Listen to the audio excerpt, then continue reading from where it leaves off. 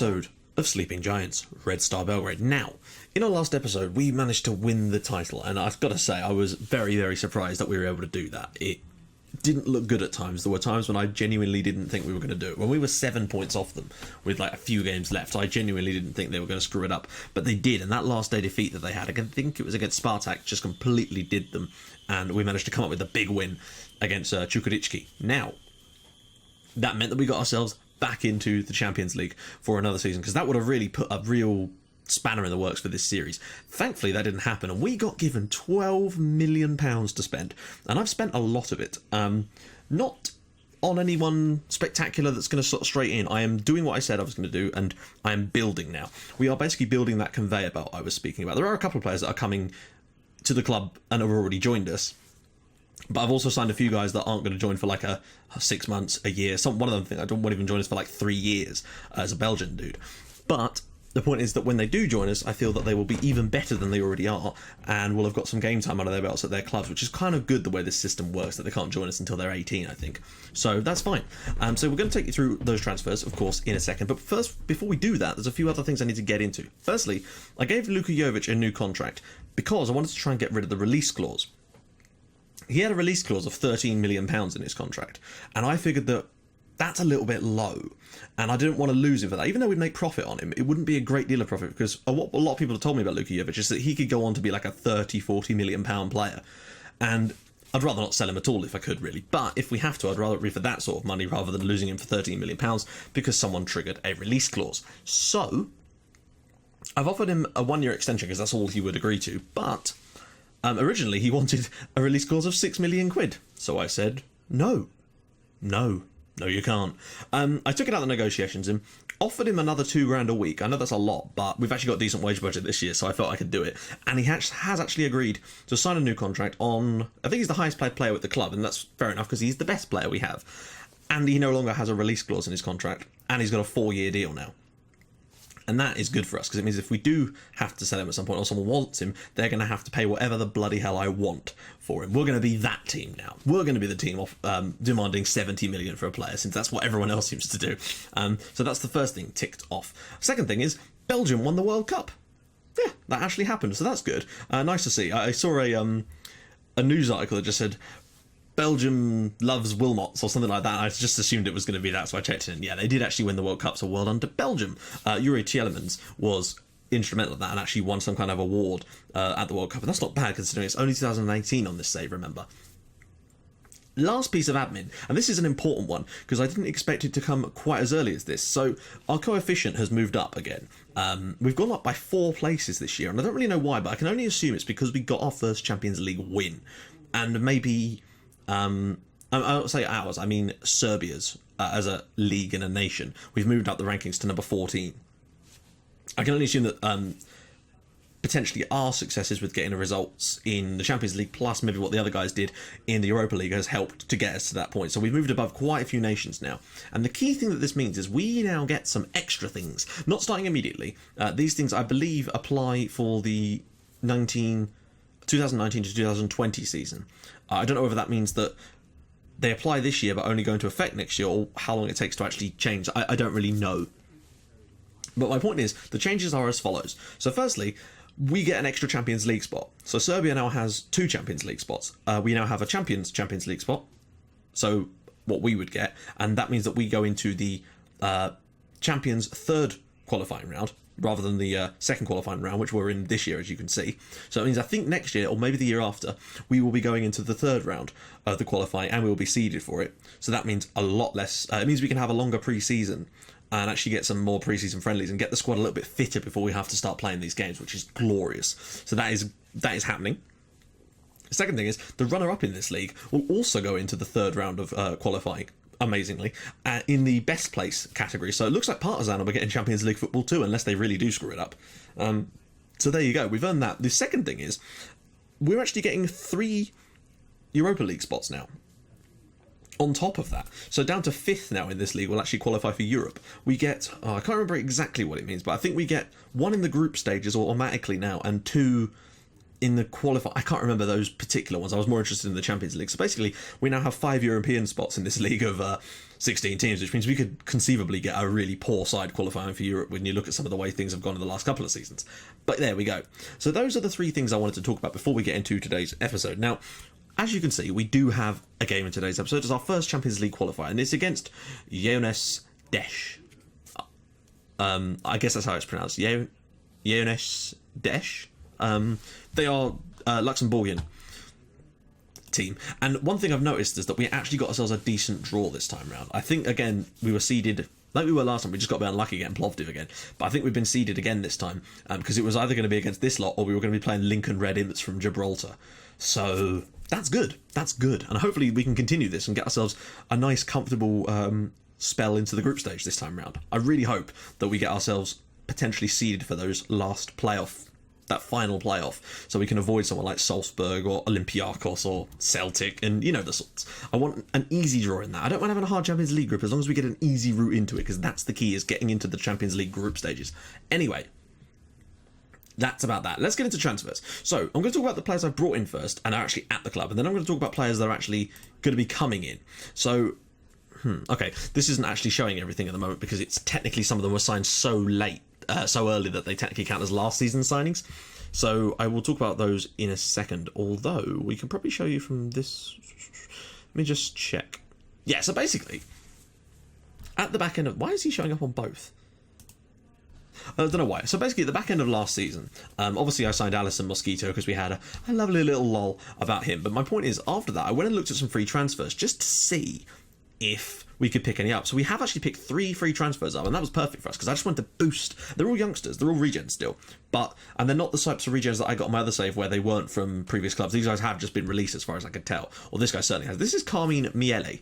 He's Italian, and yeah, I know I said I was going to go Eastern European, but it's actually harder than you think, and I have tried, as you'll see from the other players I've signed, but these ones particularly were just too good to miss in the sense that they were floating around as free agents, so I could pick them up and barely give them any money as agent fees or anything. So this is Carmine Miele. Young Italian, decent amount of potential. He's not got bad stats. Defensive midfielder, lovely stuff. I don't know who he played for. It was this. I don't know who this is. Wow. CNAPS Sport. He played for a Madagascan side, but he's Italian. That's cool. I didn't check where they were from. I just assumed they were a really, really low league Italian side. That is weird, but cool. Maybe he's got like Madagascan heritage as well about him. Places of birth, Italy. Nations eligible for Madagascar. Madahuha? Not Huha, Gaska. And that's surprising, but hey, I'll take it. Second one, people said I should look for African players. I did, although these happen to be free transfers anyway. This is Patrick Lawal. They're both out on, all 3 of these guys are out on loan this season. I mean, they've got 2 stars, but they've got a little bit more to go, I say. 20 determination. You cannot go wrong with that. I don't know who he played for before. Heartland, that is a glorious name. Sounds like a pop punk band from Florida. But there you go. He is from Nigeria, and I'm assuming they're a top flight. So yeah, they are. So there you go. He played for Heartland. He's gone out on loan to FK Rad. Now, technically, it's showing twice because he went out on loan before the season flipped over to the new one. So I like him as well. And this is Naby Camera, who I believe is also... No, he's Ivorian, this guy. And he's a slightly more advanced looking player. But again, these are just guys I picked up for free. And he come from ASEC, who I can only assume are a top flight side in the Ivory Coast. Right. Moving on to this season, so we can actually have a look at the players I've signed. He obviously appears here as well for some weird reason. Now, I showed you Abdoulaye Kofi before. Did he come from ASEC as well? Yeah, he did. Interesting. Okay, so we've actually got quite a few guys from there. He's come in from them, but we'd already arranged that transfer, for that's not come out of our budget. Now, the other thing I'd like to point out is, with this money coming in here, when I show you our future transfers page, that money for those transfers has already been paid. We've paid the money up front, which means that it's not going to suddenly come out of our transfer budget 3 years later, and we won't get stuck holding, the hot potato, so to speak. The money's already paid up front, which means those players are going to come in for free, essentially. Not essentially, but you know what I mean. Like, they'll feel like free transfers because it'll be 3 years after we actually paid for them. And by then, they could be excellent, excellent footballers, depending on, how it goes. Now, I was looking at some players, and then I saw this guy in... where was it? It was on my scouting list. I wasn't actually scouting this, but it came up as my... I have a general scout that just does random things, essentially, just goes all over the world. And he actually came back with this guy. And I wouldn't normally, but I just figured... Wouldn't it be cool to get a player from China, because they've got some interesting, good players coming through now, and he's not the best, but he has some decent stats. Like, for a target man, he's fairly decent. His teamwork's a little bit low, but 16 finishing is not bad. Like, I feel that there's more to him than that, and I think perhaps my coaches are underestimating his abilities there. Like, there are some things, obviously, he doesn't... There's a few things that are not so good, but that's what I mean, potentially be a star. And I just wonder if perhaps... like a different... I don't know why it's showing me like that. He plays for us. Why can't I not get... Or is he out on loan? I think he might be out on loan. That's probably why I can't get a proper report from him. Who's he out on loan for? Oh, yeah, I sent him to Borach. Apologies, yeah. So he's cost us nearly £1 million, and maybe that was a bit much, but you never know. I think we can still make a profit on him. He is still only... I think he's 18. No, 19, of course. So I'm pretty pleased with that. We signed a Serbian lad here called Rodoljub Pesic from Radniki. He, from what they're telling me, my scouts reckoned he was probably the sort of best prospect that was in Serbian football at the moment, in terms of the youngsters from last year's youth intake. I can only assume he was from last year's youth intake. He didn't actually play for Radniki last season in their relegation, but I don't know, I think he's decent. I think he's got potential, again, as a sort of centre mid, well, not centre mid, as an attacking mid, and as a striker. I don't know, I felt it was worth taking a little risk, and the 400k dropped on him. He is obviously already joined us as well. Now, the one I'm most pleased about, and the one that is going to slot straight in, is this guy. This is Juan Ignacio Bazan Vieira. Sorry, not Vieira, Vera. From Vélez Sarsfield in Argentina. Now, we've paid 4.2 million quid, which is a lot of money, I'm aware, but look at this. Look at this. I very nearly didn't get him because of agent fees. His agent wanted, what was it, 400,000 from me. And I don't know, and then it was, when I tried to negotiate it down, it went red and was non-negotiable.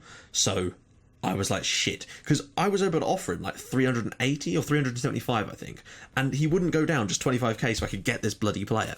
And you can see why I wanted him now. Look, he's 3.5 stars already, 18, has a lot of potential. Look at some of these stats. He's fairly tall, decent heading, decent jumping reach. This guy is a great defender, and I think he's going to slot straight in today. Not today, but like slot straight into our first team. I don't think he's got... Oh, no, he does have a release clause. That was one of the things I had to negotiate in, unfortunately, but I might try and get that out at the end of next season by offering him a new contract like I did with Luka Jovic. That seems to be the way that I can handle that and get some better money for them at a later date. Now, so basically what I did was, at that point I thought the transfer was dead. So I said use existing like offer or something, which is what he's on at his current club. And for some reason it reset the deal, which was really strange. So I was able to then offer him 375k agent fee, but then set it to exclude from negotiation, like, you know, final offer kind of thing on that. And for some reason the agent actually went for it this time, and we managed to get him. Admittedly, it still cost us like 5 million in the end because of having to buy off from the agents or whatever, because, you know, they own like 15% of the players, and they wanted like 300,000 for that, which was ridiculous because they only owned like 5%, I think, on this guy. But there you go. So he's joined us as well. That's who's come in currently. People have gone out now. I've got rid of a few players at the moment. Let me just take it back to last season if I can show you that more clearly. So Marko Petkovic has left the club. He's gone, it says 1.6 million here, but he's actually 2.5 with, you know, extras and that, and he will reach those extras. They're like 10 league games and things like that. So the reason I got rid of him is because Adamenko is coming through, and I wanted to give him a real chance to flourish this year, because we've got other players like Georgie Pia that can play as our backup, which is why I don't know if I've sent Pia out on loan or not. I was tempted not to. I might have done it anyway in the end, but... Or did I keep... There's another guy I think I kept. Oh no, I was going to keep Georgios Kastanas. He won Player of the Season last year at Anathalsis. Not Anathalsis, he played in Romania. But for a fullback to win Player of the Season, Young Player of the Season, sorry, that was impressive, and he is coming along leaps and bounds already. So I was keen to maybe keep him at the club this year, but I figured no, we'll give him one more season out on loan. So he's gone back out to... Where's he gone? He's gone to Maribor to try and boost him a little bit more. Georgie Pia has also left, as has Lubisa Chufedzic. He's gone to Evian, in fact. Trying to think who else has gone out. Mohamed El Monia, I've got rid of him. I don't like the fella, and is going to end up with extras just over £1 million. Who else has gone? Obviously, Peshnik has gone. Grujic has gone. Shazbol Hushti has gone back to Hungary. Avramovsky I let go to Hanover for £1 million just because he wasn't going to get in our team. There were other players that were better than him, and not only that he was very limited in the positions he could play. So we kind of recouped a little bit of money there. So it's not all expenditure, so to speak. So there we go. Also, time to take a look at some of the future transfers I've arranged. Now, I can't remember which ones we got, so let me just see. The ones you know about. You know about Sidibe, Obando, Wesley, Jalminia, Felag, Eloy, and Casper. So we've got a few here to talk about. So the first one I want to talk about is this lad. He's a Romanian. I'm not entirely sure on a couple of the things about him, like things that I'm not too bothered about knowing at the moment. Like, this is why I'm still scouting him a little extra just to make sure we've made the right deal. But my point is, we don't know his finishing or his crossing or his long throws or his penalty taking, but he's a central defender, so those are not really key items, and I'm guessing that's why my scout didn't bother scouting those things first for me. But for me, this Laurentinu Marianne, we got him from, well, he's actually still there. I actually don't know what team that is, like whether that is FC Kailau. I'm sorry, I apologize. I genuinely don't know that Romanian side. But my point is, he's joined us, and I'm pretty pleased with the signing of him. And he is an Eastern European player, which is what we were kind of going for. He's 17, so he can't join us yet, but he will be joining us, I think, in January. Yeah, so we've got two coming in January. He and Sidibe will be joining us in January. So this is my point about the slow conveyor belt. Then next summer, at the moment, is just Sergio Obando from Costa Rica, but they're coming in, and then it's then next year where it really will start to kick into gear. So we've obviously got Wesley coming in, which you know about. This is the one I'm most excited about, and I think we got the best deal possible on him. This is Marcel Bures. We brought him in from Sigma Olomouc. I don't know how exactly to say. I think it's Sigma Olomouc, the Czech Republic, a Czech team basically, and I like this kid a lot. I think he's got decent potential, and I think for 1.2 million, he's a reasonable risk we can take. Like, I think the reason we got him so cheap is because his current ability is so low, but that potential, I like him, and my scouts liked him too, which is why when he popped up, like, there was a couple of other players in the scout report that he came up with, one from Slavia and one from, oh God, who was it? It was a much smaller Czech side, but my point is, they had slightly higher current ability, like 1 star, and one was 1.5 star, but their potential was lower, and I figured they were going to cost more, so I went for this guy, and we can try and train him up ourselves, essentially. That's the plan. I'm really, really pleased with him. So he will be joining us next... not this January, but the January after. Then obviously Jalminia is coming in as well, you know about him. Halim Falag, you know about him. He'll be coming in this summer after that. Eloy, you know about him. Now, this is a guy called China. And no, I didn't sign him just because of his name. Like, although, admittedly, I'd be lying if I said his name didn't play a part in the reason I signed him. My point is, though, he's already a decent player. He's been capped for Brazil under-20s already. He is another Brazilian, I'll admit, but he's called China. So let's just pretend he's Chinese. Yeah, we'll just go with that. He's part of the Asian contingent now. Or he's a female wrestler from the mid-90s. I know the spelling's off, but you get my point. So, yeah, potential ability for him is on mental stats already, and I just think that a couple of seasons playing, because he is actually going to be playing for them as well, he already has been, I think he could probably get to sort of 2 or 3 stars potentially by the time he joins us, and that means that we'll have signed a player. This is the thing of what I'm doing, with them taking 2 or 3 years to actually come to us. By the time they get here, they're worth like 3 or 4 times what we've paid for them. We could sell them on straight away and make a profit, and that is why I think it's a good tactic to do this kind of thing. Not that I intend to do that, of course, but I think a couple of years down the line, our team is going to be absolutely unstoppable, certainly on home turf, because we'll just have constant streams of players coming through, and it will then help us in Europe as they start to become better and better. The only other player that we have is the one I've signed sort of just purely out of, like, a bit of luck, basically. It came up as an agent offer, and I thought, well, you know, Amin Renaud. I scouted him, and my scouts like him, basically. He's very, very young. He is Belgian. He appears to be wearing lipstick, or he's dipped his face in clown makeup, but what can you do about that? He's incredibly red lips. That is amazing. But yeah, there you go. So he's, of course, only a half star at the moment, but again, I feel he's got a lot of potential. He plays, I'm guessing, in Belgium for Reyek Mons. Yeah, the second tier in Belgium, I think, or is it? I can't remember if it's Jupiler Liga or Proximus is the second or first one. Let me just quickly check that. Yeah, it's the second tier. But still, it means he'll probably get some game time for them. So there we go. That's the signings I've made. Obviously, we've got Nico Kaspers coming in that month as well, because, yeah, he's just quality. Sorry, I just got a text to tell me that I have BT Sport now. Thank fuck for that. It's been long enough. So that's awesome. So I'll be watching some Premier League action this weekend, I think. Oh, and I can watch the Bundesliga. All right, okay, cool. Right, sorry about that. So there we go. Nico Kaspers is, yeah, I know you guys already know about him, but I'm really excited about him. I genuinely am. He's going to get so much game time, I think, playing in the German second and third tiers. And by the time he comes to us, he's going to be, I mean, look at that, 16 first touch and 16 heading already. I know there's a lot of defensive players in these mids, and I am trying to find centre mids, but it's really been quite difficult. Plus, the clubs want a lot of money for them. So that's me banged on enough about those players. So I hope you've enjoyed those signings, and I hope I've signed enough Eastern European players. I have genuinely tried. I might be able to do better next year, because it will have, the scouting pool then has had a couple of years with the new databases in to sort of populate a little bit more, and plus we've added in a couple more leagues, Slovenia, Slovakia, so they'll be in this year's one, so I'll have a little bit more in terms of people to pick from. So I've done my best, and I hope you're not too angry with me, but yeah, there we go. So let's get into today's game.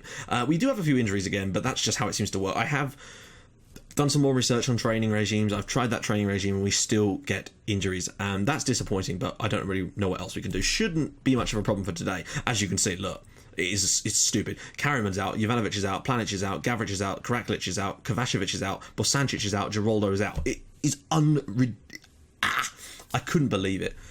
I genuinely tried. I looked on the internet and I thought, right, I'm going to look and see what the people have to say about training and just follow the most concise guides I could. I've tried it and it still doesn't work. I just don't know how to stop it. I think maybe this one just might be down to bad luck, but it's been happening like for the last year of this save now. But there you go. So that's basically what's happened. Some of these players wouldn't be starting anyway, but there we go. So, I mean, look, you're already looking weak. Also, I should point out that Harriman is going to be out for a long time. And this has just happened, like, about the day before I started recording this episode. I mean, game day. 4 to 5 months he's going to be out. And I haven't had enough chance to find a new goalkeeper yet, obviously, because I had to do this episode. So I'll be looking in between to try and find a new goalkeeper, because as good as Stankovic is, which is not very... actually, I'll tell you what. I'm tempted to go with him, just because he's got that potential. I think the best way for him to realise that would be to play. Since goalkeepers seem to make no difference to this game whatsoever. So new players coming into the team aren't really that obvious. Bazan Vieira is going to start. On the bench, is there any of them? Jaksic and Spotovic? No, basically most of the new guys I've already left out on loan. I felt that it was wise to get them out for that first season, but except for Bazan Vieira, who frankly is already strong enough to play in our first team. Now, condition isn't great because, of course, we've had to play friendlies to try and get some of this fitness back up, but it just hasn't happened so far. It's a worry for us. It genuinely is, because I don't know how to get the fitness up before the season starts. It just will not seem to... It happens over the January window as well. It's very, very frustrating, but that's all we can really do. We are now working on getting our fluidity on these back up again, but it's not going to take long. So, but fact is, this team should be... Actually, I don't know if I should really start Jovic. I'm going to rest Jovic for this one, purely because he's only got 79% match fitness, and I don't want to start... I don't want to get him injured. Like, there's players I can afford to risk, and he is not one of them. So we will be, giving him a little bit of a resty. So, let's... Jack Peachman. That is a name. Right, so let's get into this. Wow, I thought they were playing the same system as us for a second. We should be able to walk this, to be fair. Where's my assistant gone? What in the name of Jesus? What?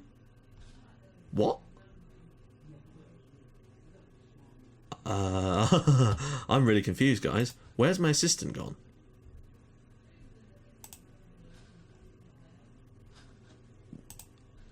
Why is it not letting me get opposition instructions from my assistant? Also, where's half the staff gone? I've renewed the contracts. I was going through doing that. That's really weird. Okay.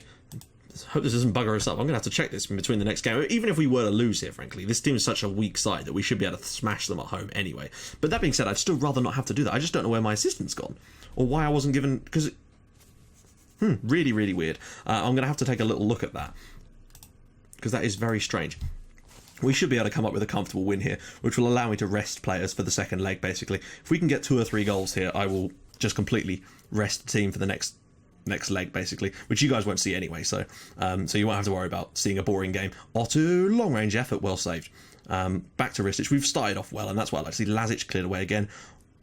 Otto, I want to get a good season out of him this year. Adamenko, of course, is going to be our starting fullback this year, and I think he's got a long way to go till he's world-class, but I tell you what, he's doing a bloody good job of it so far. My scouts certainly seem to reckon so, that's for sure. Otto, will he find another pass, or will he have a shot himself? Oh, he's lost the ball. Excellent stuff. But we've kept it there, and Bazan Vieira, I'm interested to see how he does on his debut for us. I really am. He's probably the signing that I think is going to have the biggest impact this year. The others may do in future years, but I think he needs to have a big impact for us this year and really solidify us at the back. And oh, it's gone in. It's gone in. I think that's Nikola Antic. It is. Right, so there you go. Jeunesse, 0, Red Star Belgrade 1, and well, look at this. I mean, 3 minutes into this game, we've already had 3 shots on target. I think we could probably get 4 or 5 tonight. And as long as we don't pick up any silly injuries in this game, I can rest the whole team for the return leg and put out some of our... Yeah, actually, good to get them some match fitness as well. So that'd be decent, actually, if we can win this one. What is the goalkeeper doing? So there you go. That's given us the lead here on 4 minutes. And, oh, this is going to fall to one of my players, isn't it? And he's going to put it into an empty net. Gajic. Oh, nearly, mate. You might notice Gajic is playing. He's the guy that we got last year from Villarreal. Well, brought back to Serbia from Villarreal. He spent a lot last season out on loan, but this year I think I've decided to keep him because I think we might just need that little extra bit of cover, either as a fullback or as a left-sided midfielder, which is, as you can see, where he is playing today.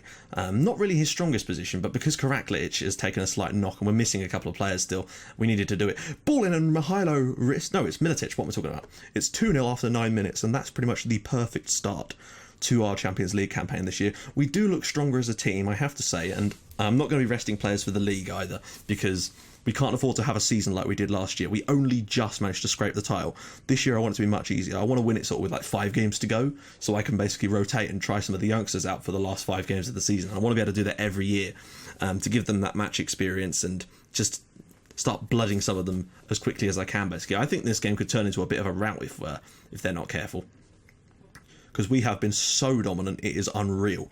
This tactic, of course, is a dominating tactic, even against some good sides, but against a really poor team. Otto, it's 3-0.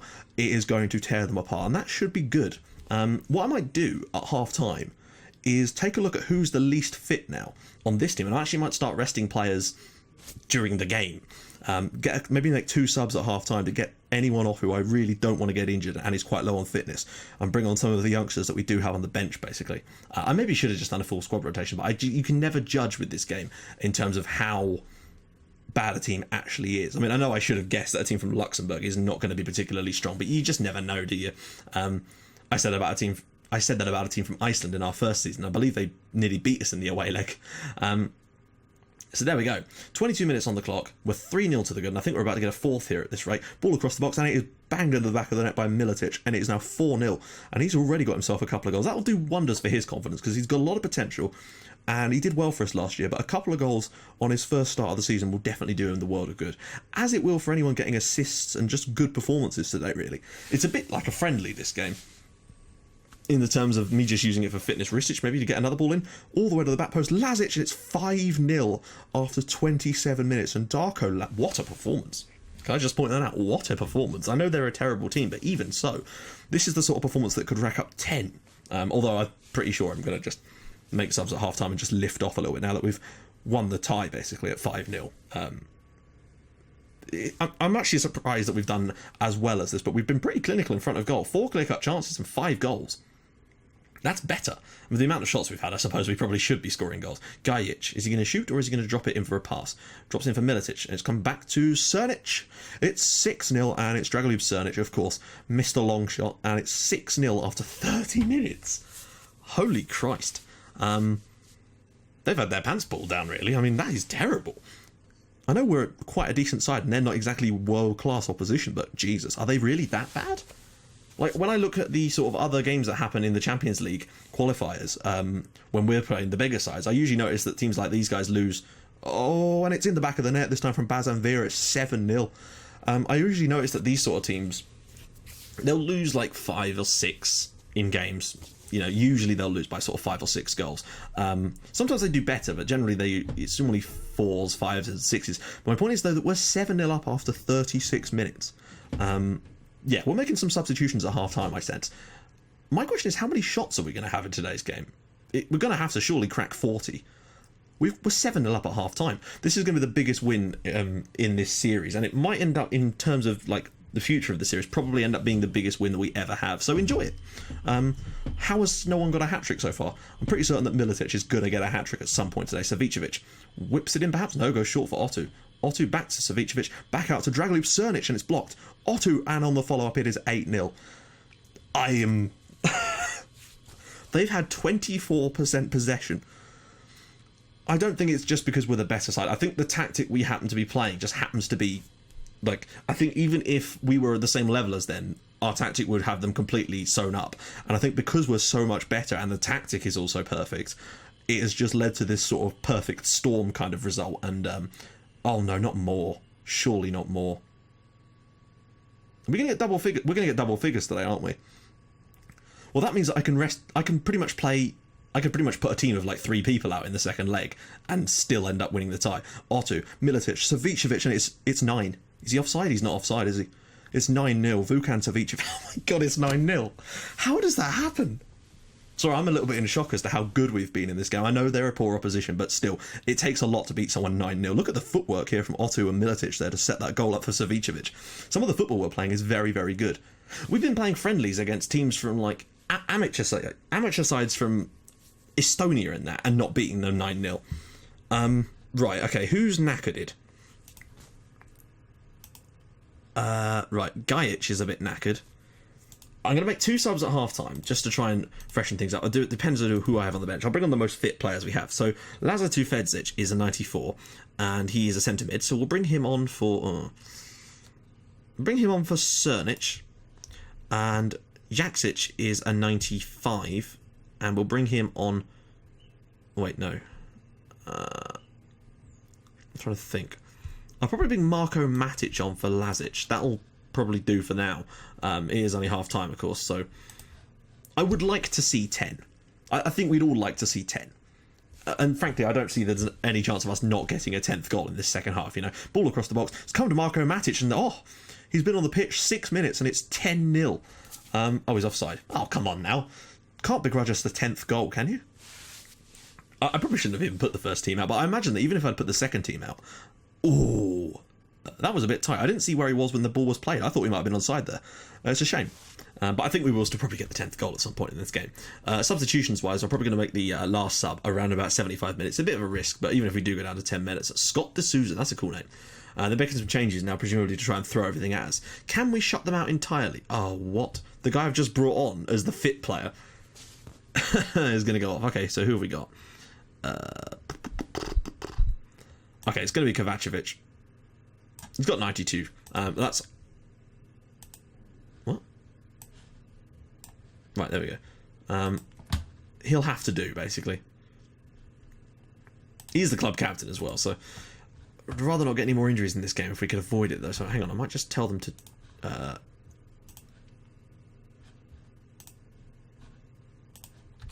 just chill. Take a breather for the last part of this game. I'm not really bothered about getting any more goals. Just be as cool as you like. But maybe get one more, just to get the 10. I would like to see 10. Just because it doesn't ever happen, basically. And it'd be cool if we could get it here. Antic. Can he get a cross in? No, he's lost out there to Holtz, but that's going to get intercepted due to feel. I would like to also shut them out from having any shots in this game too. That'd be quite an achievement. We've nearly done it a couple of times in the league, but admittedly this lot are a lot worse quality than any team will ever play in the top flight. Militic is through... Oh, he's missed it. Wow. Oh, also, guys, Donja Strem did actually get relegated via the relegation playoff. The team that replaced them is Zemun, who, if you recall, we played in the Cup a couple of years ago. So we are going to hit 40 shots today. Ristic drops it out wide. I can't believe we've not scored in the second half. That's insane. Ball in. Savicevic, can he square it? No. No, he can't. Oh, come on, guys. One more. I know you're taking a break and all that, but, like, one more goal wouldn't hurt, surely. Go on, have a pop from long range, Otto. Oh, over the crossbar. We've had 43 shots in this game. I think that's the most we've ever had, and I think we might just be looking at getting one more. They've actually had a shot. That's irritating. You know you're doing well when you're complaining about the fact that they've had one shot in the entire game. Still, disappointing. I thought we could do better. It was a long shot, would you believe? They've had a bit more possession in the second half too, and I guess that's probably because, well, you know, let's face it, we are probably not really trying all that hard. The tempo is much, much lower. We're just sort of knocking the ball around as we see fit. Don't you dare let them score a goal. That would be a bit embarrassing. Then again, it's not like it's an away goal. We've got 9 of them. We could feasibly lose the home leg 8-0 against a team from Luxembourg and still go through. That is the situation we currently find ourselves in. I apologise that this episode has probably gone on for quite a long time. It's because we've scored 9 goals, and the fact that I had to babble on a lot because of the transfer window. But I'm sure you know, I wanted to give you guys as much details as I could about the transfer window and the... it's in the back of the net. I think Edward Adamenko's just scored. Yes, he has. It's 10-0, and Edward Adamenko scored his first ever goal for us, and that's the perfect way to wrap up this game, I think. 10-0, that's insane. Like, even by our standards, good cross from Adamenko. I thought Militic was going to get it, but the defender and the goalkeeper have contrived to put that in their own net, and Adamenko will take that. That'll do well for his rating for the match anyway. Surely not 11. Despite our sort of taking it easy, these last few seconds of the game, we've been quite taking it hard. And on the rebound, and it's a second goal for Bazan Vera, amazingly. Juan Ignacio Bazan Vera has scored twice on his debut as a centre-back, and it is now 11-0. This is insane. 13 half chances and 9 clear cuts. Bazan Vera, though, clearly has a bit of a finishing instinct, albeit against a poor side from Luxembourg. But, you know, you can only beat what's put in front of you, and, oh dear, we've embarrassed them. Like, as bad as we've played at times in this, oh, Jesus. I actually feel a little bit sorry for them. That's disappointing, but I couldn't make us take the foot off the gas any more than I did. There you go. 11-0 is the result, and I will be returning. So who actually got... No one got a hat-trick. That's the most surprising thing. No one got a hat-trick. Adamenko got one. Lazic got one. Bazan Vera... Did only one start... So here's a fact for you. I don't know if this is interesting. Only one player that started this match as an outfield player didn't score a goal. Imagine if Ristic had actually got one, then we'd have had all 10 outfield players scoring a goal. But what I would say is all 10 outfield players contributed either a goal or an assist in this game. That is... You can't say that every now and then. I mean, look, nobody... The only outfield player that got less than a 9 is Darko Lazic. And he got an 8.9. Wow. I'd hand out 10s, really, for that performance. But that's going to do... I would have liked to see someone... Imagine if we played... That was without Luka Jovic starting up front for us, remember. Wow. So there you go. HJK won 8-0 in one of their games. There's an 8-0 there for Ludogorets. Molde won 7-1. 6-0 win for Trenchin. I thought they said Zrinski Monster. That would have been cool. They sound Bosnian, yeah. So there you go, guys. In the next episode, you can join us for probably the first or second leg. I'm not entirely sure. Depends on how the games fall of the next round of this cup, basically. Because you know we're going to win the second leg, probably by an equally large amount. But maybe not quite as much, because we will be playing a weakened team. So I will see you guys in the next episode. So if you like what you're seeing, please drop a like on the video. And if you'd like to even more than that, please subscribe to my channel for more Portsmouth and Red Star Belgrade in your inbox every single day at 5:30 and 8 o'clock. And I will see you guys in the next episode for that game. Bye-bye.